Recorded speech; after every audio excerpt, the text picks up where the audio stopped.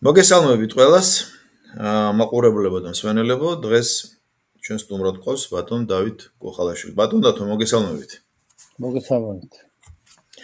ბატონ დავით, მიუხედავად იმისა, რომ ბოლო პერიოდში თითქოს გამოსწორებისკენ წავიდა რუსეთ-ამერიკის ურთიერთობა და ეს ჩვენთვის სასწრაფოდ აუცილებელია.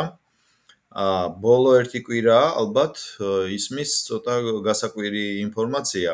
ხანდახან რიგ შემთხვევაში ურთიერთგამომრიცხავიც კი და მაგალითისთვის მოვიყვან იმას, რომ ესე იგი გაჟღერებულია და ფორსირებს ინფორმაცია, რომ ამერიკელებმა უნდა გადაცენ უკრაინელებს ეს ტომოგავკის ტიპის რაკეტები.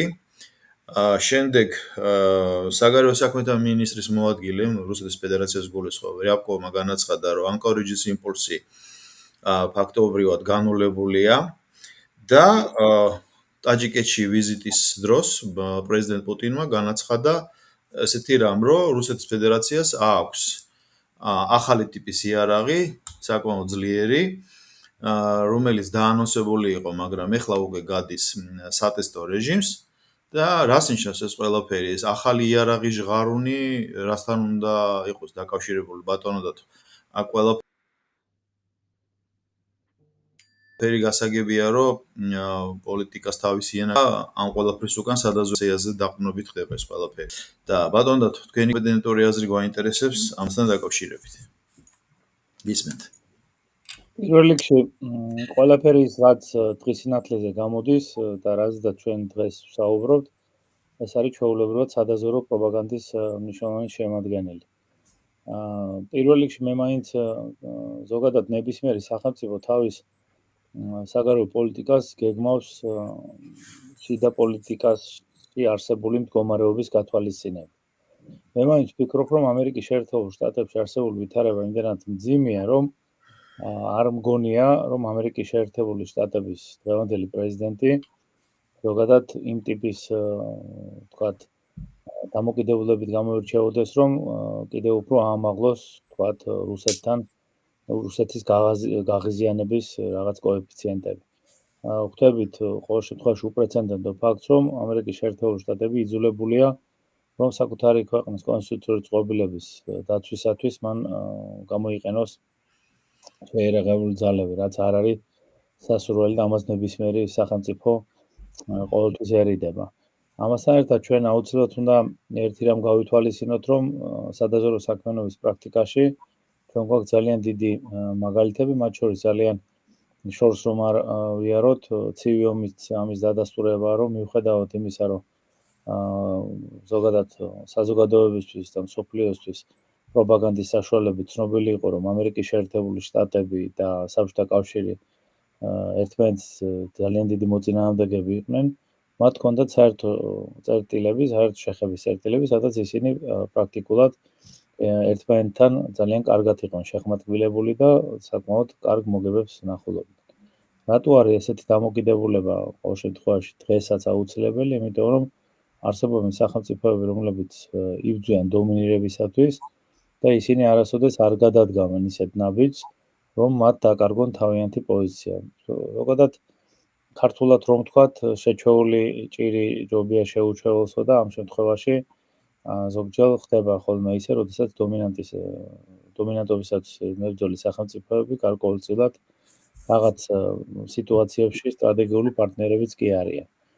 ეხლა რაც შეეხება თვითონ იარაღის გადაცემაზე განცხადების გაკეთებას, მე მაინც ვფიქრობ, რომ ძალიან მაღალი რისკის ქვეშ დგება ზოგადად თუ ეს რეალური არის და თუ ნამდვილად ამის გაკეთებას აპირებენ და თუ ეს არ არის სადაზვერვო კუთხით ისევ პროპაგანდა, რომ გამოიწვიონ შიში და დემორალიზაცია, ან თქვათ რაღაც ნაბიჯები გადაადგმევინონ რუსეთს უკან.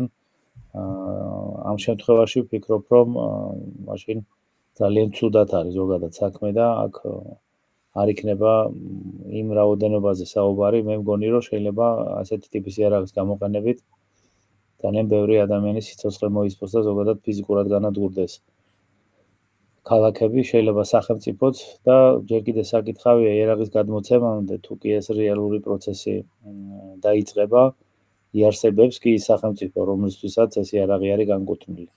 მე რამდენადაც ვაკვირდები ღია წყაროებში არსებულ ინფორმაციებს, მეტნაკლებად ვასხვავებ პროპაგანდის ნაწილს და კიდე რეალურ ვითარებას.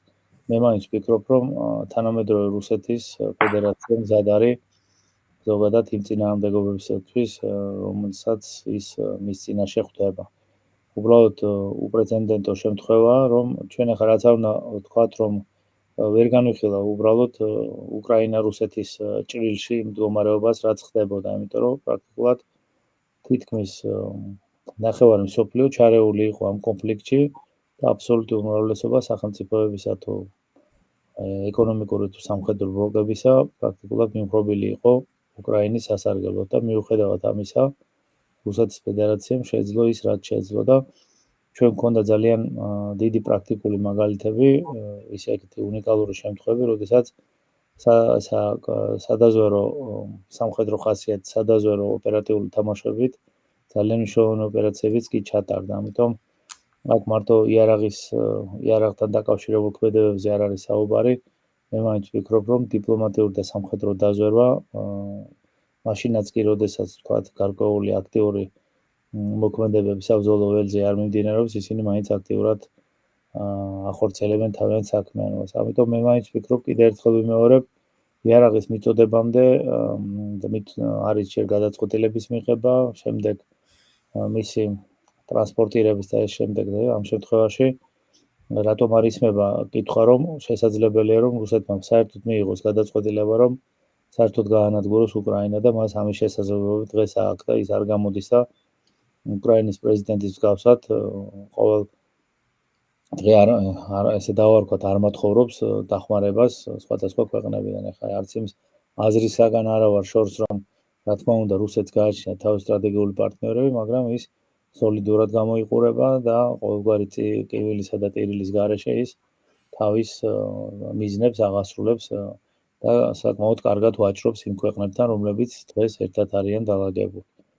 ამიტომ კიდევ ერთხელ ვიმეორებ, რომ მე რაღაცათო მგონია, რომ ესეთი არაგონური ნაბიჯი არ უნდა გადადგას ამერიკის შეერთებული შტატების პრეზიდენტმა, წინააღმდეგ შემთხვევაში ის მოდის თავისთავთან წინააღმდეგობაში, რა განცხადებებიც მან გააკეთა, მაშინ გამოდის, რომ ის პრაქტიკულად დეზინფორმაციული ტიპის განცხადებებს აკეთებდა და ამ შემთხვევაში ჩვენ საქმე გვაქვს იგივე მტრულ ძალასთან ზოგადად მსოფლიო მშვიდობის კუთხით, როგორიც ჰქონდა აქამდე. ამიტომ მაინც ვფიქრობ, რომ აჩქარება არ ღირს.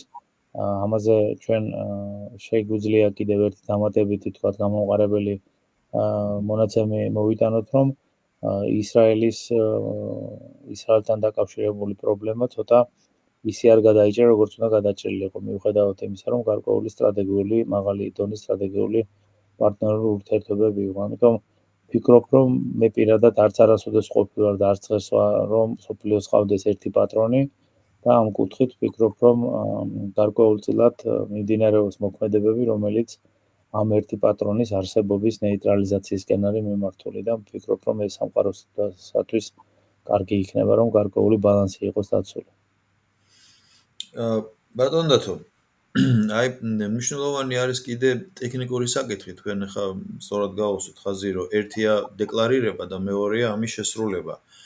ამ შესრულებაში ერთი ამ იარაღის გამოყენებელი მხარე, კერძოდ უკრაინა რამდენად ის საერთოდ იქნება ფორმაში ეს იარაღი მიიღოს შესაბამისად რეალიზაციაში გაუშვას, იმიტომ რომ ამას ჩვენ ვიცით ბიუროკრატიული ნორმატივებია ამერიკის შეერთებულ შტატებში უნდა გადაცეს რაკეტები ნატოს, მერე ნატომ უნდა გადაცეს უკრაინას და ამ დროს შესაძლებელია რუსებმა ზუსტად ფორსირებული იერიში მიიტანონ, რასაც ახლა აკეთებენ, ენერგოსისტემაზე ურტყავენ, ანუ ღრმა ზურგში ურტყავენ რაკეტები და ფაქტობრივად ანადგურებენ და განწერულია ქვეყანა ზამთრისთვის და მეორე კიდე ის მომენტი, რომ როგორც ცნობილია, ამერიკელებს აქვთ 2000, რაც საჯარო ინფორმაცია აქვს ახლა ბუნებრივია და ზუსტ ინფორმაციაზე თქმა არავის აქვს. 2000-მდე რაკეტა. 2000 რაკეტიდან 10%-იც რომ გადაცენ, დაუშვათ 200 რაკეტა, ან უფრო ნაკლები 1% 20 რაკეტა, ამითი ალბათ ამინდი ფრონტის ველზე არ შეიცვლება.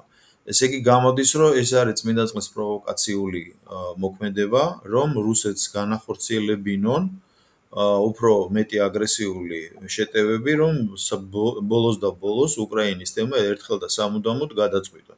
და ჩვენ კარგად გვახსოვს ეს ტრამპის განცხადება, რომ ქაღალდის ვეფხვი და ასე შემდეგ მას შეეძლო და ესრულებინა ომი და ამდენხანს გააჭიანურა, ანუ შესაძლებლობები ნუ თუ არა აქვს და რაღაცა და რახან ახლა ჩვენ კითხვის პირველ ნაწილს თქვენ კომპეტენტურად უპასუხებთ, ახლა ჩდება მეორე ნაწილი. ხომ არ არის ეს მართლა წამაკეზებელი იმისა, რომ რუსეთმა დროზე დაამთავროს ეს ომი, იმიტომ რომ ამაზე უკვე მე კი არა ექსპერტებიც ასაუბრდნენ, რომ ხომ არ არის ეს დამატებითად იმპულსის მიცემა იგივე ამერიკის მხრიდან, რომ რუსეთმა დაასრულოს ეს კონფლიქტი, მაგალითად, პირობითა წლის ბოლომდე.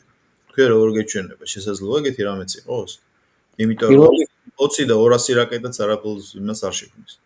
პირველ რიგში მე მაინც ვფიქრობ, რომ ერთი მთავარი მიზანი, რაც ამერიკის შეერთებულ შტატებს და რუსეთის ფედერაციას ჰქონდა უკრაინასთან მიმართებაში აღსრულებული, ესე იგი მათ ერთი საერთო სტრატეგიული ინტერესი აღსრულებული აქვს და ეს ინტერესი მდგომარეობს იმაში, რომ პრაქტიკულად გამოფიტულია ევროპის სახელმწიფოები. ისინი ისეთი მაღალი ხარისხით არიან გამოფიტული, რომ მათ რჩება შთაბეჭდილება, რომ ევროპული სახელმწიფოების მნიშვნელოვანი ნაწილი, რომელიც პირდაპირ ან ირიბად იყო ჩარეული ამ კონფლიქტში რუსეთის წინააღმდეგ, ისინი არიან მომდევნო სამიზნეები და არ უნდა გამოვიწყოთ, რომ ზოგადად მსოფლიო ახალი გადანაწილების პროცესში შესაძლებელია, რომ ჩვენ მნიშვნელოვანი ცვლილებები ნახოთ ევროპულ სახელმწიფოებში. რაღაცადმე რჩება შთაბეჭდილება, რომ მათ ეროვნულ საფრთხეების კონცეფციებში, ალბათ საიდუმლო გრიფით დოკუმენტაციაში დაფიქსირებულია მნიშვნელოვანი საფრთხე, რომელიც მდებარეობს, ვთქვათ, რუსეთის მხრიდან გამოხატულ ეგრეთ წოდებულ შურიზიების აქტზე და ზოგადად ეს მიღებული პრაქტიკა ამას არა მარტო რუსეთი, არამედ ნებისმიერი ტიპის სახელმწიფო და ნებისმიერი იმპერიები ახორციელებდნენ ადრეულ პერიოდებში და დღესაც თანამედ ეტაპზე ეს ყველაფერი არის ჩვეულებრივი მოვლენა იმ სახელმწიფოებისათვის, განსაკუთრებით, რომლებიც დომინირებისათვის იბრძვიან. მე მაინც ვფიქრობ, რომ უფასოდ ამერიკის შეერთებული შტატები არ მგონია, რომ ესეთ ტიპის შეერაღებას გადასცემდეს უკრაინას და ამ შემთხვევაში ევროპულ სახელმწიფოებს მოუწევს ალბათ გარკვეული თანხების გადახდა და ძალიან ეჭვმეპარება, რომ ისინი მზად იყვნენ, რომ ეს თანხები გადაიხადონ. თუ ჩვენ ღია წყაროებში გაკეთებულ ინფორმაციებს გადავხედავთ, უკვე გამოჩნდნენ სახელმწიფოები, რომლებიც პრაქტიკულად უარს ამბობენ, თქვათ, ფინანსურ დანახარჯებზე უკრაინასთან მიმართებაში. აქ ორი მომენტი აუცილებლად უნდა გავითვალისწინოთ. ერთი, რა თქმა უნდა, ის რომ თქვათ, მათ არ აქვთ ამისთვის საკმარისი ფინანსური შესაძლებლობა და მეორე და მთავარი გახლავთ ის, რომ მათ ძალიან კარგად იციან, რომ კიდევ დამატებით მოქმედებამ შეიძლება კიდევ უფრო დააჩქაროს ის პროცესები, რაც დაანგრევს მათ ეროვნულ საფრთხეების სისტემას. ამიტომ კიდევ ერთხელ ვიმეორებ, გარდა იმისა, რომ იქ ბიუროკრატიული მექანიზმები რაღაცებზე ჩვენ შეიძლება ბევრ რაიმეზე ვისაუბროთ, მაგრამ შესაძლოა კიდევ ერთხელ ვიმეორებ, მოვლენათა ესეთი ტიპის განვითარება შეიძლება ისე დაიყვანოს პროცესები, რომ ზოგადად დახმარების აღმოჩენის ობიექტი უბრალოდ აღარ არსებობდეს. ამიტომ ძალიან ეჭვმეპარება. ჩვენ ვცხოვრობთ კოსმოსური დაზვერვის ეპოქაში და ჩვენ ვსაუბრობთ სახელმწიფოზე, რომელსაც გააჩნია კოსმოსური დაზვერვა და ეს არის რუსეთის ფედერაცია. მე მაინც ვფიქრობ, რომ რუსეთის ფედერაცია ნებისმიერი ტიპის მოქმედებას კონტროლირებას ხდის და თუ რაიმე შეცდომები არის, ვფიქრობ, რომ გარკვეულწილად შესაძლებელია ხოლმე ესეთი ალბათ შეცდომების დაშვება იმისათვის, რომ საზოგადოებრივი აზრი შეიქმნას ისეთი, რაც შემდეგ რუსეთის ფედერაციას გამოადგება უფრო აქტიური მათ შორის საბრძოლო მოქმედებებისათვის. ამიტომ ზოგადად თუ გონიერი ადამიანი გაიაზრებს თუ რას ნიშნავს კოსმოსური დაზვერვა, მე ვფიქრობ, რომ ძალიან არათანაბარი მდგომარეობაა რუსეთის ფედერაციასა და უკრაინას შორის. და ჩვენ კიდევ ერთი რამ არ უნდა დაგვავიწყდეს, რომ როდესაც საბჭოთა კავშირი დაიშალა, ამ შემთხვევაშიდაც რუსეთის ფედერაციისა და ამერიკის შეერთებული შტატების საერთო ინტერესები გახდათ ის, რომ ის აღალი დონის შეიარაღება, რაც გააჩნდა უკრაინას, რეალურად მას ეს არ უნდა ქონოდა და მას გამოაცალეს. ამიტომ თუ ზოგადად კომპლექსურად მიუდგებით საკითხებს, მე მგონი, რომ მარტივი ამოსახსნელია, როგორ იქცევენ დომინანტებისათვის მებრძოლი სახელმწიფოები და ამ შემთხვევაში ჩვენ გვერდს ვერ ავულით იმ ფაქტს და იმ გარემოებას, რომ რამდენად გონივრული ნაბიჯია ის, რომ საქართველოს ამ პროვოკაციულ ციკლში არ გაეხვია იმ მაღალი დონის პოლიტიკური დაზვერვის და პოლიტიკური და სამხედრო პოლიტიკური დაზვერვის მიმართულებით განხორციელებული ქმედებებისა და კიდევ ერთი ვფიქრობ მნიშვნელოვანი გარემოება ახასიათებს ამ პროცესს ესეთი დონის თქვათ თავხედობა, რასაც აქ ჩადიან დიპლომატიური კორპუსის წარმომადგენლები და პირდაპირ უნდა ვთქვათ, რომ ისედაც კი ვიცოდი, როგორც ჩემი დარგის სპეციალისტმა, რომ დიპლომატიური დაზვერვა არსებობდა, მაგრამ ესეთი დონის თავხედობა, რასაც ისინი ჩადიან საქართველოში, განსაკუთრებით 2002 წლიდან, მე ვსაუბრობ ხილულ მოქმედებაზე, თუ არ ფარულად დიპლომატები ყოველთვის ისე მოქმედებენ, როგორც სადაზვერვო სამსახურის თანამშრომლები, ზოგადად ამ ციკლსაც იმედია, რომ გადაურჩება თავი და ბოლომდე ქვეყანა. ამიტომ კიდევ ერთხელ ვიმეორებ, აი იმ საფრთხეებიდან გამომდინარე, რომელზედაც მე დარწმუნებული ვარ, რომ ბევრ სიტუაციაში ალბათ ჩვენ ეს ძალიან დიდი არ უნდა გავხსნათ საფრთხეების მასშტაბები, რომ კიდევ უფრო დემორალიზებული არ გახდეს საზოგადოება და კიდევ უფრო თქვათ შიშმა არ მოიცვას და პანიკამ საზოგადოება. ვფიქრობ, რომ ყველაზე გონიერი ნაბიჯი დღესაც და ალბათ ხვალაც და ყოველთვის იქნება ის, რომ გონიერი პოლიტიკით არ ჩაერთოს ვინმეს მიერ ნაწარმოებულ პროვოკაციულ საომარ მოქმედებებში. ბატონ დავით, ევროპაზე უნდა მეკითხა და კარგად ახსენეთ, რომ ესე იგი შურიძიების ხელი და ევროპას აქვს ელის საფრთხე თუ განიცდიან აქვთ ეგეთი წინასწარი შეგრძნება, რომ რაღაც საფრთხეელით აღმოსავლეთიდან. ანუ თქვენ პრინციპში დასაშვებად მიიჩნევთ, რომ უკრაინის და კონფლიქტის დასრულების მერე დავუშვათ ბალტიისპირეთზე სულ ცოტა ან ფინეთზე შესაძლოა რუსეთმა პრეტენზია გამოთქვას, არა იმით, რომ ანექსია, აგრესია, არამედ როგორც გავლენის სფეროში მოხვედრეს. ეხლა მე ზოგადად აგრესიას, როდესაც ვახსენებ, არ არის აუცილებელი, რომ ეს იყოს სამხედრო აგრესია. დიახ, ეგ ვიგულისხმობ. განხორციელება შესაძლებელია სადაზვერვო სამსახურების მეშვეობით და რეალურად შესაძლებელია, რომ ისეთი ხელისუფლებების მოყვანა განხორციელდეს სამიზნე სახელმწიფოებში, რომლებიც უბრალოდ იქნებიან ზუსტად იმ ზეგავლენის აღსრულებლები, რაც სჭირდება თქვათ რუსეთის ფედერაციას.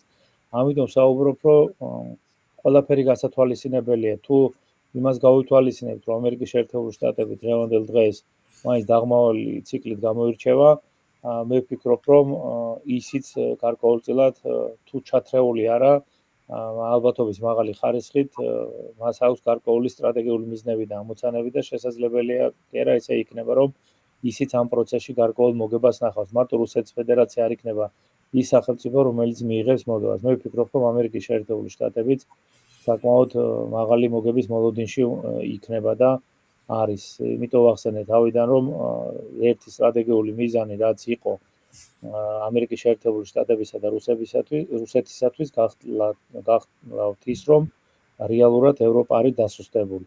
ნუ ის ევროპა აღარ არის, რაზედაც ჩვენ წიგნებში წაგვიკითხია, რაზედაც თქვათ გვიოცნებია სამწუხაროდ ევროპა თუ არ ვიცი, ხა ცოტა შორეულ პერიოდზე თუ წავალთ, ერთი ჩანაწერი მახსენდება, რომელიც ამოვიკითხე ლენინის ჩანაწერია, რომ ევროპელებს უკვე იმ პერიოდისთვისაც კი კაკეტკებს ეძახდა ესა ლენინი და იძახოდა, რომ იქ ჩვენ პრობლემა არ აქვს ნებისმიერ დროს, შეგვიძლია რომ საკითხი ისე გადავჭრათ, როგორც ჩვენი ინტერესები იქნება და უკვე 100 წელია გასული და თუ დავაკვირდებით ზოგადად რა ვითარება არის, გინდა ეთნიკური უსაფრთხოების კუთხით, გინდა სხვადასხვა მიმართულებით, მე ვფიქრობ, რომ ევროპამ თავის სახე დაკარგა. წინააღმდეგ შემთხვევაში ვერ წარმომიდგენია, როგორ შეიძლება აიტანოს ნამდვილმა ფრანგმა, ნამდვილმა გერმანელმა, ნამდვილმა ესპანელმა და ასე შემდეგ ის ხელისუფლებები, რომლებმაც პრაქტიკულად ძირი გამოაცალეს და ძირი გამოუთხარეს იმ ეროვნულ უსაფრთხოების სისტემას, რომელშიც ცხოვრობდა ეს ეთნიკური ჯგუფები. ვფიქრობ, რომ აქ კიდე ერთი მომენტია გასათვალისწინებელი, რომ შესაძლებელია, რომ გარკვეული გამოფხიზლება დაიწყოს იმ მიმართულებით, რომ ზოგადად მართვის პროცესები შესაძლოა ხელიდანაც კი იქნას გაშვებული და ამ შემთხვევაში მე ვფიქრობ, რომ სფეროების გადანაწილება კიდევ ერთი დამატებითი უსაფრთხოების ბერკეტი იქნება, იმიტომ რომ ძალიან ძნელი იქნება, რომ ან მხოლოდ ამერიკის შეერთებულმა შტატებმა, ან რუსეთმა შეძლონ ამ სიტუაციის განმუხტვა. ჩვენ არ უნდა დაგვავიწყდეს ის გარემოება, რომ გერმანია არის გაერთიანებული. მიუხედავად იმისა, რომ ის დასუსტებულია, ჩვენ ვიცით მისი დაყოფის ძირითადი მიზეზი, რომ გარკვეულწილად ის იქ მოხდა ნეიტრალიზაცია იმისა, რომ კიდევ ახალი დამატებითი საომარი მოქმედებები არ წამოწყებულიყო რაღაც სხვადასხვა გარკვეული ინტერესების გამო და ამიტომ ვფიქრობ, რომ რაღაც მომენტებს ალბათ ამერიკის შეერთებული შტატების სადაზვერვო და რუსეთის ფედერაციის სადაზვერვო სამსახურებიც ალბათ წინსრებად აწლეულებით უსწრებენ და ვფიქრობ, რომ მათ გარკვეული გეგმა ამ მიმართულებითაც აქვთ. ბატონ დავით, თქვენ ახსენეთ ამერიკის შეერთებული შტატების საგარეო პოლიტიკა თუ რამდენად არის დამოკიდებული სახელმწიფო შიდა სიტუაციაზე. მე აქ თავად ნიუ-იორკში ვცხოვრობ და ჯერჯერობით ეროვნული გვარდია ან რამე სხვა სამხედრო დანაყოფი ჯერჯერობით არ შემოსულა, თუმცა დღის წესრიგში დგას ეს ყველაფერი. მაგრამ სხვა დიდ დემოკრატიული შტატების დემოკრატიულ დედაქალაქებში გვარდია დაძრულია. და ეს ალბათ უნდა განვიხილოთ იმ მომენტში, რომ დონალდ ტრამპი საგარეო და საშინაო პოლიტიკას პარალელურ რეჟიმში ატარებს. ეს ასეა? მე ვფიქრობ და მრჩება ესეთი საბეჭდილება, რომ ამერიკის შეერთებული შტატების პრეზიდენტი აქტიურად თანამშრომლობს არა მარტო რუსეთის ფედერაციასთან, არამედ რუსეთის ფედერაციასთან სტრატეგიულ კავშირში მყოფ მაღალი ტექნოლოგიური განვითარების სახელმწიფოებთან. იმიტომ რომ ძალას, რომელსაც ტრამპი ებრძოლება, ეს ძალა არის პრაქტიკულად მტრული ძალა იმ სახელმწიფოებისთვისაც, რომელზედაც მე ახლა აქცენტი გავაკეთე. და ვფიქრობ, რომ ამ ძალების ერთობლივი სტრატეგიული ინტერესი გახლავთ ის, რომ მოხდეს ისეთი დამაზიანებელი და დამანგრეველი ძალის ნეიტრალიზაცია, რომელიც პრაქტიკულად ჯერ კიდევ რომლის დამსვენებით ჯერ კიდევ საქართველოში ძალიან აქტიურად მოქმედებს. მე ვფიქრობ, რომ გარკვეული სტრატეგიული თანამშრომლობა არის, ეს არ არის, რა თქმა უნდა, ღია და არც უნდა იყოს, მაგრამ სახელმწიფოს იმიტომ გააჩნია დიპლომატიური კორპუსი, სახელმწიფოს იმიტომ გააჩნია სადაზვერვო სამსახურები, რომ ამ კუთხით მათ აქტიურად იმუშაონ და შექმნან პირობები, რომ არ დაზიანდეს მათი ქვეყნების ეროვნული უსაფრთხოების სისტემა. ბატონ ნახეთ საფრთხის მასშტაბებზე რო ვისაუბროთ, ეხლა ნახეთ ჩვენ ვართ ძალიან პატარა ქვეყანა, ძალიან პატარა შესაძლებლობებით და რამდენად ძნელია რომ გავუკლავდეთ, რა თქმა უნდა, ის საფრთხეს, მაგრამ თქვენ წარმოვიდგინეთ რა მაღალი დონის შესაძლებლობის მქონე ქვეყანაზე ვსაუბრობ ამერიკის შეერთებულ შტატებზე და მასაც კი უჭირს კონსტიტუციური წყობილების შენარჩუნება ძალადობრივი ხელყოფისაგან.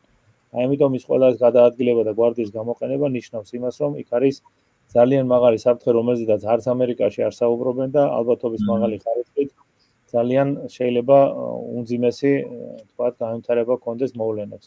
თუ დროულად არ მოხდება ოპერატიულად აგენტურული ოპერატიული საქმიანობის შედეგად ნეიტრალიზაცია იმ პირების და პირთა ჯგუფების, რომელიც პრაქტიკულად გეგმავენ მე მაინც ვფიქრობ, რომ ტრამპი არის სამიზნე. იმიტომ რომ წარმოვიდგინეთ არმოსული პრეზიდენტობის კანდიდატს ესროლეს და შემდეგ მის უახლოეს გუნდის წევრს ესროლეს და ეს არ იყო, მე მგონი, რომ იმ გუნდის წევრისათვის ეს ესროლეს ისევ ტრამპს და ამერიკის შეერთებული შტატების დემოკრატიას. წარმოვიდგინეთ რა ხდება მაღალი დემოკრატიის მქონე სახელმწიფოში და ამის შემდეგ მე პირადად ყოველთვის ცოტა სხვა შეფასებები მაქვს ჩვენთანაც განვითარებულ მოვლენებთან დაკავშირებით და ჩვენ საქართველოს დაუბრუნდებით ჯერ სამხრეთ ამერიკაში. ზომა, იმიტომ რომ რაღაცათო ნახეთ მიუხედავად იმისა, რომ მანძილები შორი არის, მაინც ძალთა გადანაწილება და მოქმედება პირდაპირ ასახავს პოებს საქართველოს და ყველაფერი ის რასაც ებრძვიან ამერიკაში, იმას ებრძვიან დღეს საქართველოშიც. ბატონ დავით და სანამ ამიერკავკასიას და კერძოდ საქართველოსთან დაკავშირებულ საკითხებს დაუბრუნდებით, კიდე ერთი თემაზე მსურდა თქვენთან საუბარი, ეს არის ამერიკის შეერთებული შტატებისა და კერძოდ დონალდ ტრამპის დამოკიდებულება ვენესუელასთან დაკავშირებით და ნიკოლას მადუროსთან ეს რაღაც პირად ვენდეტას დაემსგავსა. თქვენ როგორ ფიქრობთ? შესაძლოა რომ ამერიკის შეერთებულმა შტატებმა მართლა მიიტანონ სამხედრო იერიში ვენესუელაზე? აი მონაცემებით, რასაც თქვენ ფლობთ ან მედია ანალიზს როცა აკეთებთ. პირველ რიგში ჩვენ უნდა აღვნიშნოთ ის გარემოება, რომ არის საკმაოდ მაღალი დონის დაძაბულობა სადაზვერვო აქტივობები. როდესაც არის მაღალი დაძაბულობა, მომდევნო ეტაპი მას აუცილებლად აქვს ის ფაზა, რაზედაც ჩვენ უკვე ისაუბრეთ. თუ განვიხილავთ იმ მიზანს, რისთვისაც შეიძლება ეს მოხდეს, მე ვფიქრობ, რომ ამერიკის შეერთებული შტატების სასიცოცხლო ინტერესებში შედის სწორედ ესეთი მოქმედების განხორციელება. მაგრამ დღეს რამდენად თქვათ არის ამის შესაძლებლობა, რომ ეს აქტიური ქმედება განხორციელდეს, ამაზე მე მგონი, რომ დღეს ვერავინ ამაზე პასუხს ვერ გასცემს, იმიტომ რომ შიდა პრობლემების არსებობის ფონზე, როდესაც შეიარაღებულ ძალებს უკვე ამ პრობლემისთვის იყენებს, ძალიან ძნელად სავარაუდოა, რომ თქვათ იმ მიმართულებით აშკარა სამხედრო აგრესია განხორციელდეს, მაგრამ უშუალოდ სადაზვერვო აქტივობების ყველა მიმართულება ვფიქრობ, რომ ფართოდ არის გაშლილი და მიდის ძალიან მაღალი დონის დემორალიზაციის გამომწვევი, როგორც პროპაგანდა, ისე სხვადასხვა ქმედებები. ამიტომ არაფერი გამორიცხვა არ შეიძლება, ოღონდ გარკვეული პერიოდის შემდეგ. შიდა პრობლემის მოგვარების შემდეგ. ეს იყო მნიშვნელოვანი და კარგად აღნიშნეთ ახლა. მეც ასე მგონია, რომ როცა ჩრდილოეთ შტატებში დაძაბულობა, ახლა ესე ვთქვათ, პირობითად მეორე ფრონტის გახსნა სამხრეთ ამერიკაში ალბათ ძნელად წარმოსადგენია. არ უნდა გამორიცხოთ ის გარემოება, რომ რასაც ელოდება ტრამპი, ალბათობის მაღალი ხარისხით ელოდება რუსეთის პრეზიდენტიც პუტინიც და შესაძლებელია, რომ ის აგრესიული აქტები, დავარქვათ ესე შურისძიების აქტები, შესაძლებელია, რომ პარალელურ რეჟიმშიც კი განხორციელდეს. გასაგებია. ბატონ დავით, და ახლა გადმოვიდეთ ამიერკავკასიაში და საქართველოს ფარგლებთან ახლოს განვითარებულ სიტუაციაში. ალიევის და პუტინის შეხვედრა შედგა, ეს უკვე ფართოდ აჩვენეს მასმედია. რას ფიქრობთ ამასთან დაკავშირებით? იქ ლაპარაკი იყო მხოლოდ თვითმფრინავთან დაკავშირებულ პრობლემებთან, მაგრამ იქ ახსენებულა ის, რაც მოხდა აზერბაიჯანულ დიასპორასთან დაკავშირებით, ფაქტობრივად მათი ნაწილის ლიკვიდაციით, შემდეგ იგივე ადეკვატური რეაქცია ალიევის მხრიდან, რაც დაუშვათ რუს რელიკანტებს გაუკეთეს ბაქოში და რა შეხვედრა იყო? ეს იყო მოთელვა, თქვენ როგორ შეატყვეთ, იმიტომ რომ რაც ესე ვთქვათ, პირობითად კარწინკა დაიდო, ის იყო, რომ პუტინმა ახსნა თუ რატო ჩამოვარდა ის თვითმფრინავი და რომ სავაჭრო ურთიერთობები მაღალ დონეზე აკლავ და ასე შემდეგ. და თქვენ რა დაინახეთ ამ ყველაფრის მიღმა? მე უყურებ ერთ მნიშვნელოვან გარემოებას, რომ სამხრეთ კავკასიის ქვეყნის ხელისუფლებები არიან სამიზნე ობიექტი კოლექტიური დასავლეთის. რამდენადაც ღია წყაროებში არსებული ინფორმაციები აჩვენებს, აზერბაიჯანი ამ შემთხვევაში იმყოფება დიდი ბრიტანეთის პროტექტორატის ქვეშ. ამიტომ ვფიქრობ, რომ ჯერჯერობით ყოველ შემთხვევაში ალიევი საკმაოდ გონივრულად იქცევა, რომ არ მიდის აშკარად იმ დონის დაპირისპირებაზე, რომელიც დააზიანებს მისი ქვეყნის ეროვნული საფრთხეების ინტერესს. ის კარგად თამაშობს, ესე დავარქვათ პირობითად და მე მაინც ვფიქრობ, რომ ამ შეხვედრაზე გაიცვალა მნიშვნელოვანი ინფორმაციები. ძირითადი დატვირთვა ალბათ ამ შეხვედრას ის ჰქონდა და კიდევ ალბათ რაღაც დამატებითი გარანტიები, რომელიც მიიღო რუსეთმა აზერბაიჯანიდან, იმიტომ რომ ცალსახა არის, რომ ეს არ არის დღევანდელი, ვთქვათ, მხოლოდ პრობლემა 100 წლის წინ, როდესაც ჩვენ დამოუკიდებლები ვიყავით სამი სახელმწიფო, აზერბაიჯანი, სომხეთი და საქართველო, მაშინაც ანალოგიური პრობლემა იდგა და მაშინაც რუსეთისათვის ცხადი იყო და დღესაც ცხადია, რომ სამხრეთ კავკასიიდან თუნდაც ერთი რესპუბლიკის მოგლეჯა, ეს შეიძლება იყოს უბრალოდ რუსეთის ფედერაციის დასასრული. ამიტომ მე კიდევ ერთხელ ვიმეორებ, მის სასიცოცხლო ინტერესებში, როდესაც შედის ამ თქვათ ტერიტორიებზე, ამ სახელმწიფოებზე ზეგავლენის მოხდენა, ნებისმიერი წინააღმდეგობა შეიძლება დასრულდეს მაღალი დონის აგრესიით. თუ ამას მე სიხარულით რა თქმა უნდა არ ვამბობ, მაგრამ მე ვსაუბრობ იმიტომ, რომ ამის გათვალისწინება მართებს აბსოლუტურად ყველას, ვინც სამხრეთ კავკასიაში ცხოვრობს. რეალურად არ იქცევა მხოლოდ ესე რუსეთი და ესე იქცევა აბსოლუტურად ყველა ქვეყანა, მათ შორის ამერიკის შეერთებული შტატები და ჩვენ ძალიან მარტივად შეგვიძლია უკვე ხა რაც განცხადება აქ გაკეთა, რომ მასაც აქვს ესეთი ისტორიები ბექგრაუნდში, რომ თავისი ქვეყნის საერთო ინტერესებიდან გამომდინარე, მასაც განუხორციელებინა აქვს განხორციელებული სხვადასხვა ტიპის აგრესია სხვადასხვა სახელმწიფოებზე და შესაძლებელია კიდევ უფრო მაღალი მასშტაბებით ვიდრე რუსეთის ფედერაციას. ამის აზომვა და აწონა ამ წუთში ძალიან ძნელია, მაგრამ ცალსახად რომელიმე სახელმწიფოზე რო ვისაუბროთ, ვფიქრობ, რომ სწორი არ იქნება. დომინანტის როლისთვის ბრძოლა ნიშნავს იმას, რომ ყველგან და ყველაფერში შენი სტრატეგიული ინტერესები უნდა განახორციელო. ჩვენ უნდა შევეგუოთ სამწუხაროდ ჯერჯერობით იმას, რა პოზიციაზეც ვიმყოფებით. ვსაუბრობ სამხრეთ კავკასიის სახელმწიფოებზე და მათ ხელისუფლების გონიერებაზე იქნება დამოკიდებული, რამდენად სიმშვიდე იქნება ამ ქვეყნებში და რამდენად შეინარჩუნებენ ისინი ხელისუფლებას. ბატონ დავით, არ შეიძლება არ გკითხოთ თურქეთთან დაკავშირებით. ეხლა თურქეთი აქტიურობდა ისრაელ-პალესტინის საკითხის მოგვარებასთან დაკავშირებით, ეს ბუნებრივიც არის, მაგრამ თქვენ რას ატყობთ სომხეთ-აზერბაიჯანთან მიმართებაში, იგივე საქართველოსთან მიმართებაში, იგივე რუსეთთან მიმართებაში ცნობილია, რომ თურქეთის ტერიტორიაზე დღემდე აწარმოებენ სამხედრო კატალღების წარმოებას უკრაინის დაკვეთით.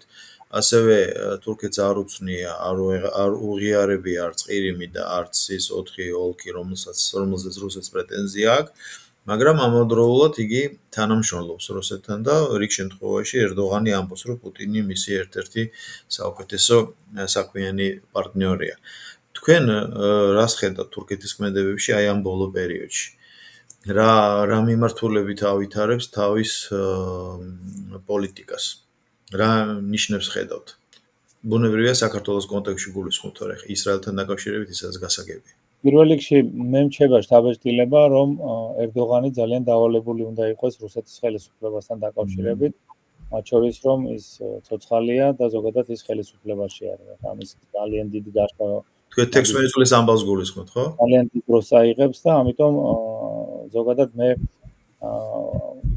ვითვალისწინებ ყველა ინფორმაციას, რომელსაც ვისმენ და რომელსაც ვკითხულობ, მაგრამ ის კატარღების დამზადება და ეს შემდეგ, ჩემთვის ეს არის ჩვეულებრივი მოვლენა, მაგრამ მაინც ვფიქრობ, რომ ეს არის კონტროლირებადი მოვლენა და ალბათობის მაღალი ხარისხით ეს არ წარმოადგენს იმ დონის საფრთხეს რუსეთის ფედერაციისათვის, რომ თქვათ ამის გამო თქვათ რაღაც თურქეთს პასუხი მოეთხოვოს. ამ შემთხვევაში თურქეთი ფინანსურად იგებს, როცა რაიმეს ამზადებს და ყიდის და რეალურად იმ ბაზარზე, სადაც ეს პროდუქცია მიდის, რაიმე ტიპის მაღალი დონის დაზიანება, თქვათ, არ შეიძლება გამოიწვიოს რუსეთის ფედერაციის სამხედრო პოლიტიკური ინტერესების და აქედან გამომდინარე ესეთი მიდგომები ზოგადად მიღებულია, მათ შორის სადაზვერო საქმიანობის პრაქტიკაში.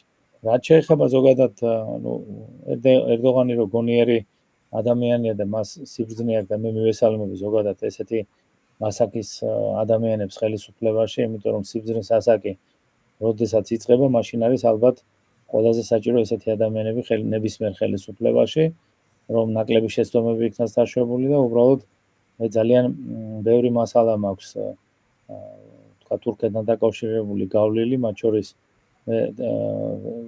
სადღაც ერთი კვირა რაც მონოგრაფია გამოიცა კავკასიის საერთაშორისო უნივერსიტეტის სტუდენტებთან ერთად, საერთო მონოგრაფია და იქ განვიხილეთ სწორედ როგორც თურქეთის სამხედრო გადატრიალება, ერთ-ერთი მონოგრაფიის ერთ-ერთი ნაწილი და საკმაოდ კარგი მონაცემები ამოგვიტივტივდა იქ და საკმაოდ კარგი დასკვნები გაკეთა ეროვნული უსაფრთხოების კლასიფიკატორის კუთხით. ამიტომ ვფიქრობ, რომ ის გონიერი მართველია და ის პრაქტიკულად ყველგან მოგებას პოულობს და ამიტომ ვფიქრობ, რომ მას არ აწყობს რუსეთთან დაპირისპირება. ყველაფერს მაინც წვეთს ეკონომიკა, ყველაფერს მაინც წვეთს ფინანსები და ერდოღანი იმიტომ არის ძლიერი, რომ მას აქვს ფარი და მასშტაბური ფინანსური კავშირები საერთაშორისო არენაზე. თუ კი მას ამას შეუკვეცავენ, მას არ ექნება იმის საშუალება, რომ ზოგადად ესეთი, თქვათ, მაღალი დონის ლიდერის როლი შეასრულოს და ამიტომ ყველა ლიდერი ითვალისწინებს და ზოგჯერ თანხდება იმ როლში ყოფნას, რომელშიც არის და იმის იქით არ მიდის, რომ უბრალოდ დაზიანება არ მიიღოს მან და მისმა ქვეყანამ. ბატონ დავით, და ეხლა უშუალოდ საქართველოს 4-ში ჩატარდა არჩევნები.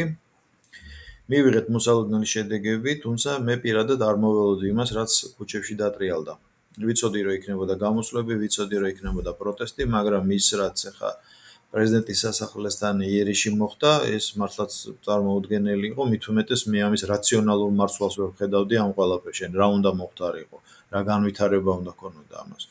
მერე შემდეგ კი დაისვა რამდენიმე ვარიანტი ჰიპოთეზა, რომ დაუშვათ აი ესე უნდა მოხდარიყო, ესე ფიქრობდნენ, ესე ვარაუდობდნენ, მაგრამ ეს უკვე მეორე ფლანგზე გადაინაცვლა, მეორე პლანზე წავიდა ეს ყველაფერი, რახან უკვე დაფიქსირდა გამარჯვება, რახან უკვე ყველას და ყველაფერს თავის სახელი დაერქვა, მაგრამ აი თქვენ ბრძანეთ საუბრის დასაწყისში, რომ დასავლეთ ევროპის საელჩოები საკმაოდ დესტრუქციულ როლს ასრულებდნენ აქამდე ყოველ შემთხვევაში, აი ამ პოლიტიკურ ვითარების დაძაბვის მხრივ და როგორ ფიქრობთ, რამე შეიძლება ეხლა ან სახელმწიფო უფრო ხისტი იქნება, ან მოთხოვს მათ დაუშვათ იმ საველე სამუშაოებიდან ნელა-ნელა გაძევებას, თუ რა შეიძლება რომ შეიცვალოს. იგივე გერმანიის ელჩის კვახე განცხადებები გვახსოვს და არა მარტო მისი.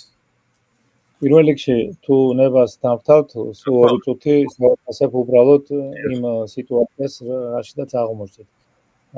მე ქართულ მასმედიაში ამის შესახებ უკვე განცხადება გავაკეთე და მინდა რომ თქვენს ეთერში და ესეთი მოკლე ანალიზი გავაკეთო. ეს იყო პირველი შემთხვევა პოსტსაბჭოთა საქართველოს ისტორიაში, როდესაც სპეცდანიშნულების რაზმების გამოფენა არ მოხდა კონკრეტული აუცილებლობიდან გამომდინარე, რითაც თქვათ სახელმწიფომ თავიდან აიძილა თავიდან პროვოკაციული თქვათ გარკვეული ქმედებები და მხოლოდ გააქტიურების შემდეგ მოხდა ისეთი ქმედებები, რომელსაც პრაქტიკულად ძალიან მაღალი დონის წინააღმდეგობა არ მოსვლია.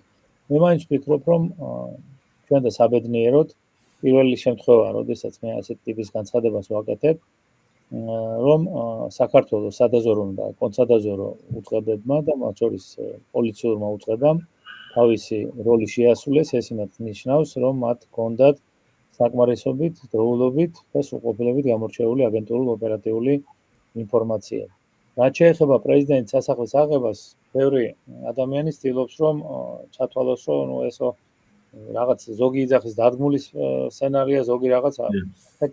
თავარი და არსებით ზოგადად სახელმწიფო გადატრიალების ისტორიაში არის მაგალითები, როდესაც თუნდაც ერთი უმნიშვნელო სტრატეგიული დანიშნულების ობიექტის აღებას შეუძლია რომ გასარდოს აი იმ ადამიანთა რიცხვი, რომელიც დაინტერესებული არის სახელმწიფო გადატრიალებაში. ამიტომ ეს დატვირთვა ჰქონდა პრეზიდენტის სასახლეს, იქ ჩანდა რა თქმა უნდა, რომ ამ ალბათობის მაღალი ხარისხით ლიდერებს, რომლებიც ჩართული იყვნენ ამ პროცესში, იმ კრიმინალურ ღონისძიებებში, მათთან სახელმწიფო გარკვეულ აგენტურულ ოპერატიულ საქმიანობას ახორციელებდა. ეს ნიშნავს ოპერატიული თამაშის ელემენტები ჩანდა.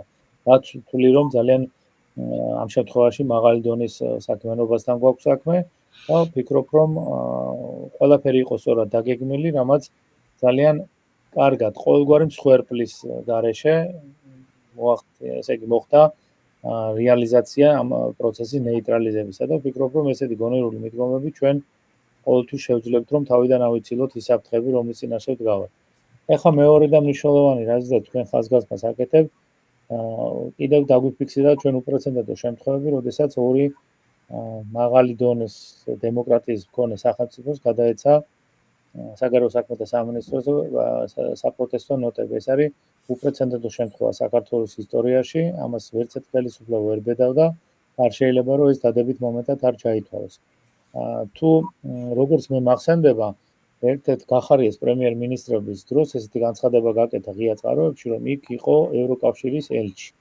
ახლა თქვენ წარმოვიდგინეთ, რომ აქ უკვე საქმე გვაქვს ჩვენ სადაზვერვო შეღწევადობის და სადაზვერვო ზეგავლენის დონეზე. როგორ შეიძლებოდა, რომ უცხო ქვეყნის ვთქვათ წარმომადგენელი თუ უცხო ქვეყნის ორგანიზაციის წარმომადგენელი ყოფილიყო იმ ოთახში, სადაც ხდება სხვადასხვა ტიპის გადაწყვეტილება, რომელიც ყოველთვის უკავშირდება საიდუმლოების მაღალ გრიფს. ამას რომ თავი დავანებოთ, ჩვენ გვაქვს სახეზე დიპლომატიური კორპუსის წმინდა სადაზვერვო საქმიანობა, ეს არის წახეზება, მოწოდებები, ალბათობის მაღალი ხარისხით ფინანსური მხარდაჭერა, საგრანტო სისტემა, რომელიც ჯერჯერობით სამწუხაროდ სახელმწიფომ ვერ შეძლო, რომ თავიდან ბოლომდე აუდიტი ჩაეტარებია და გაერკვია, ალბათობის მაღალი ხარისხით ეს გახდათ ეგრეთ წოდებული ლეგალური არხები, რომლითაც საქართველოში დესტრუქციისათვის მიეწოდებოდა თანხები სხვადასხვა ჯგუფებს. ამიტომ მე ვფიქრობ, რომ კანონი მიღებულია, რომელიც ესეთ მოქმედებას აკრძალავს და ალბათობის მაღალი ხარისხით ჩვენ გვაქვს ერთი პრობლემა. ჩვენ გვაქვს კონსტიტუციაში ჩანაწერი, რომელიც სამწუხაროდ ამ ხელისუფლების პირობებში რომლის შეტანაც მოხდა და იმდენად არის საბოტაჟური ქმედება განხორციელებული საქართველოს პარლამენტში, რომ არ შედის თქვათ ის ოპოზიციური და უბრალოდ ვერ ხერხდება გადაწყვეტილების მიღება, რომ ეს ჩანაწერი უნდა იქნას ამოღებული. ამიტომ მაბატით, ნატოს გულისხმობთ? დიახ, ესეთ ჩანაწერი არ უნდა გაკეთებულიყო კონსტიტუციაში. ამ ჩანაწერის გაკეთება მაშინვე საფრთხე შეუქმნა საქართველოს და დღესაც საფრთხის შემცველია. ამიტომ არ არსებობს მუდმივი არც მეგობრობა და არც მტრობა. ყველა სახელმწიფოს აქვს აქტიური ფაზა, როდესაც ის მოგებას იღებს კონკრეტული დროის მონაკვეთში. მე ვფიქრობ, რომ ამერიკის შეერთებულმა შტატებმა საკმაოდ დიდი მოგება ნახა იმ პერიოდში, როდესაც მას საქართველოსთან ჰქონდა ეგრეთ წოდებული სტრატეგიული პარტნიორობის რეჟიმი. თუმცა მე არ ვაფასებ, რომ ეს იყო სტრატეგიული პარტნიორობა, ამიტომ რომ ძალიან არათანაბარ პოზიციაში ვიყავით და ეხლა მოვლენებს და ფაქტებს ამ კუთხით არ განვიხილავ. ამიტომ ესეთ ჩანაწერები არ უნდა კეთდებოდეს და მე ყოველთვის ვამბობ ერთ რაიმეს, რომ საქართველოს აქვს ხელისუფლებას აქვს ვალდებულება, რომ მოძებნოს ისეთი სტრატეგიული პარტნიორი, რომელიც მის უსაფრთხოებას დაიცავს. ეს არის ერთადერთი და მნიშვნელოვანი გამოსავალი და ალბათ ძიების წყარო, რომელშედაც უნდა იყოს გადართული ჩვენი ხელისუფლება. ბატონო დავით, რომ დავასრულოთ ჩვენი საუბარი, ამ კითხვის დასმა მინდოდა და კარგია რომ დამასწარით. ყოველთვის ვამბობ ხოლმე რესპონდენტებთან საუბრობ, ბუნებრივია როცა განვიხილავთ რუსეთ-საქართველოს ურთიერთობას. ჩვენ რო ველზე პირისპირ მარტო არ დავრჩეთ. აი ახლა თქვენ ზუსტად აქტუალური კითხვასავით გამოგივიდათ, რომ ვინ უნდა ავირჩიოთ, იმ გლობალური აღმოსავლეთიდან კი არის სახელმწიფო, ვინ ჩვენ ინტერესებს გაითვალისწინებს? ესე იგი, პირველ რიგში, სანამ ჩვენ ამ სტრატეგიული პარტნიორობის ჩარჩოზე ზრუნვას დავიწყებდეთ, პირველ რიგში მოსაგვარებელია ურთიერთობა ყველაზე დიდ პრობლემასთან დაკავშირებით, ეს არის ტერიტორიული მთლიანობის აღდგენა. მე კატეგორიულად გამოვრიცხავ, ესე რა ქვია, აქ საბრძოლო მოქმედებებს და სისხლისმიერ ქმედებებს, ეს კატეგორიულად გამორიცხულია. არც არასოდეს არ ვეთანხმებოდი და არც არასოდეს არ დავეთანხმები, თუ მე ამას შემეკითხებიან. და პირველ რიგში უნდა მოხდეს, თქვათ, გარკვეული მოლაპარაკებების ციკლის აღდგენა რუსეთის ფედერაციასთან. საქართველოს სხვა გამოსავალი არ აქვს. ჩვენ კარგად დავინახეთ, თუნდაც ამერიკის შეერთებული შტატების ესე დავარქვათ, პარტნიორობის დროს, რომ რეალური გასაღების მნიშვნელოვანი ნაწილი, რომლის გადატრიალების შესაძლებლობა აქვს, ეს არის სახელმწიფო, რომელსაც ქვია რუსეთის ფედერაცია. ამასთან ერთად ის არის ჩვენი მეზობელი სახელმწიფო. ჩვენ გვინდა თუ არ გვინდა, ჩვენ ყოველთვის ჩვენი საგარეო თუ საშინაო პოლიტიკა აუცილებლად უნდა დავგეგმოთ და გავითვალისწინოთ ჩვენ სამეზობლოსთან დაკავშირებით. იმიტომ რომ ყველაზე ესე იწყება ზოგადად როგორც კომენტების განთავსება არის. იგივენაირად უნდა მოვიქცეთ, რაც უფრო ახლო არის სახელმწიფო, მით უფრო თბილი და სიკეთის ურთიერთობები უნდა იყოს ამ სახელმწიფოებთან, იმიტომ რომ მათ სხვა ტიპის კიდე დანიშნულება აქვს, რაც უფრო შორია სახელმწიფოები, მე არ ვიძახი, რომ იმათთან უნდა გქონდეს ცუდი ურთიერთობა, მაგრამ პირველ რიგში მაინც ვფიქრობ, რომ უახლოეს გარემოცვას აქვს გადამწყვეტი მნიშვნელობა. სანამ შორი მანძილიდან ჩვენ ვინმე დაგვეხმარება, ამ შემთხვევაში შეიძლება ისე მოხდეს, რომ დახმარების საჭიროებაც აღარ გაჩნდეს, ისე დღეში ჩაგვაგდო ჩვენმა მეზობლად. ეხლა ვინ შეიძლება იყოს სტრატეგიული პარტნიორი? მე კონკრეტულად ამ წუთში რომ რომელიმე სახელმწიფოზე გავაკეთო ესეთი აქცენტი, არასოდეს არ გამიკეთებია და არც ახლა არ გავაკეთებ. მე მყავს ხელისუფლება და ხელისუფლებას აქვს ვალდებულება, რომ მოახდინოს საფრთხეების იდენტიფიცირება, ამ იდენტიფიცირებული საფრთხეების საფუძველზე რისკების შეფასება და სასწორის პრინციპით აზომოს და გაწონოს. შემდეგ რა ჯობია? ერთ ქვეყანასთან ჯობია, მაშინ ერთ ქვეყანასთან უნდა მოხდეს ესეთი ურთიერთობის ჩამოყალიბება, ორთან თუ არის შესაძლებელი ესეც და ეს არის ყველაფერი უკვე ხელისუფლების ბრალი. ჩვენთან ყველაზე დიდი უბედურება გახლავთ ის, რომ ყველამ ყველაფერი იცის და რეალურად არავინ არ იცის. ყველა ერევა აბსოლუტურად თითქოს სახელმწიფო გადაწყვეტილებებში და მე ვფიქრობ, რომ საზოგადოებამ უნდა გაითავისოს ერთი რამ, ის ირჩევს ხელისუფლებას და იმ პერიოდში, როდესაც ხელისუფლება არჩეულია, ესეთი ტიპის გადაწყვეტილებები უნდა მიიღოს სახელმწიფომ. იმიტომ რომ მე ვიტო ვერ ვიძლევი რაიმე ტიპის რეკომენდაციას, რომ მე მაქვს მხოლოდ ღია წყაროებზე წვდომა. სახელმწიფოს გააჩნია სადაზვერო, კონცადაზვერო უწყება და საგარეო საქმეთა სამინისტრო და მათ აქვს ძალიან მაღალი დონის ინფორმაციული ნაკადები საიდუმლოების გრიფით და მხოლოდ მას აქვს უპირატესობა სახელმწიფოში, რომ სწორედ ამ ღია და დახურულ წყაროებში არსებული ინფორმაციის შეჯერებით მიიღოს სწორი გადაწყვეტილი. ამიტომ ნებისმიერი ტიპის ზეწოლა თვლი რომ არის მაღალი დონის უაზრობა და ამ შემთხვევაში საუბრობ პროგანწყობებზე, რომელიც მაღალი ალბათობით ინსპირირებულია უცხო ქვეყნების სადაზვერვო სამსახურების მიერ. გასაგებია. ბატონ დავით, ძალიან დიდ მადლობას მოგახსენეთ ამ მადლობა. ინტერვიუსთვის. და როგორც ყოველთვის კვალიფიცირებული და ამომწყურავი იყო თქვენი პასუხები. კიდევ ერთხელ დიდი მადლობა წარმატებებს გისურვებთ თქვენთან ჩვენ სამშობლოს საქართველოს. დროებით, ბატონო. ბედნიერად.